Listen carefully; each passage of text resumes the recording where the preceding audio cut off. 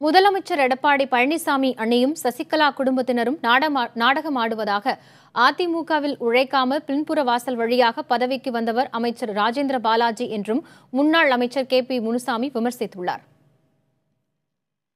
உண்மையாக அந்த ஆட்சி அங்கே இருக்கின்ற கட்சி அனைத்தும் சசிகலாவினுடைய கட்டுப்பாட்டில்தான் இப்பொழுது இயங்கிக் கொண்டிருக்கிறது. அவருடைய பிரதிநிதிகளாக இன்று தினகரனும் திவாகரனும் செயல்பட்டு கொண்டிருக்கிறார்கள். இப்படிப்பட்ட சூழலில் இவர்களோடு எப்படி பேச்சுவார்த்தை நடத்துவது என்பது கேள்விக்குறியாக இருக்கின்ற காரணத்தினால் இவர்கள் வெளியேற்றப்பட வேண்டும் என்பதை மீண்டும் நாங்கள் வலியுறுத்துகிறோம். அனைத்திந்திய அண்ணா திராவிட முன்னேற்ற கழகத்தில் தியாகம் செய்யாதவர்கள், உழைக்காதவர்கள், பின்புற கதவிலே சசிகலாவை தயவிலே இந்த பொறுப்புக்கு வந்தவர்கள் வேண்டுமென்றால் சொல்லலாம். அது KT ராஜேந்திர பாலாஜியாவும் கூட இருக்கலாம்.